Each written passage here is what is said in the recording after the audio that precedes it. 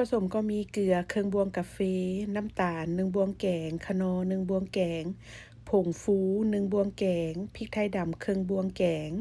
คะนอ1บวงแกงแป้งมันหรือว่าแป้งสาลีก็ได้เนาะ3บวงแกงน้ำเย็น200 ml แล้วก็หมูบด1กิโล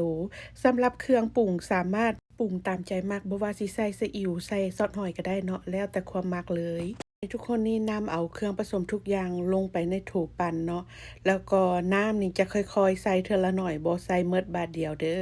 อาจจะแบ่งใส่2เทื่อหรือ3เทื่อเนาะหลังจากนั้นก็บดให้เนื้อมันมุนละเอียดดีเลยเด้อบดจนกว่าเนื้อมันสิเป็นเนื้อเนียนๆนะเดี๋ยวสิตักให้เบิ่งเด้อ วิธีสังเกตว่าบดได้ทีบ่คือตอนทำอิฐมันสิเป็นสีแดงๆของซีนเนาะถ้าบดโดนไปบดจนมันเนียนได้ทีแล้วมันก็สิกลายเป็นสีขาวออกบัวน้อยหนึ่งเนาะแสดงว่าบดได้ทีแล้วหลังจากนั้นก็ตักออกใส่ซ้ำหลังจากนั้นก็เอาอันแรปอาหารนี้มาปกไว้แล้วก็เอาเข้าช่องฟรีซเซอร์เนาะหรือว่าช่องแช่แข็งนี่ประมาณ1ชั่วโมงหรือว่า30นาทีก็ได้ถ้ามันไผฟ้าวหั้นนะหลังจาก30นาทีผ่านไปก็เอาออกมานวดอีกเพื่อไล่ลมไล่อากาศออกเนาะนวดอีกประมาณ5นาที10นาทีถ้ามันเย็นหลายก็ให้เอาบ่วงหรือว่าเอาจองก็ได้เนาะมานวดแบบนี้ มื้อนี้ข้อยฟ้าวกินเนาะก็เลยต้องเอามานึ่งใส่ถาดแบบนี้ข้อยก็เอาน้ำมันพืชนี่มาทา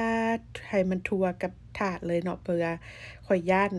หมูยอมันติดถาดหั้นนะหลังจากนั้นก็เอาหมูยอนี่ลงมาใส่ถาดแล้วก็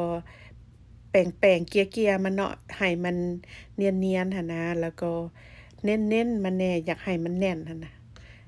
แป้งให้มันเนียนๆให้มันเพียงกันดีเนาะ หลังจากนั้นข้อยก็เอาแผ่นฟอยล์นี่มาปกอีกเทื่อหนึ่งเพื่อบ่ให้เวลานึ่งแล้วน้ำย้อยลงไปในยอหั้นนะหลังจากนั้นข้อยก็นึ่งใส่ไฟกลางเนาะเป็นเวลา40นาทีแล้วก็พักให้หมูยอมันเซ็ตโตก่อนเด้อประมาณ30นาทีแล้วจึงเอามาซอยเนาะแต่ว่ามื้อนี้ข้อยฟ้าวข้อยปะประมาณ10นาทีแล้วค่อยเอามาซอยเนาะมันก็เลยยังบ่ทันเซ็ตโตปานใด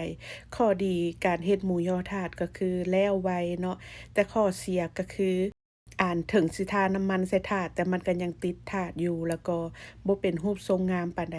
ฉะนั้นห่อใส่ใบตองดีกว่าเด้อทุกคนแต่ว่ารสชาติสูตรนี้นี่แซ่บๆเด้อ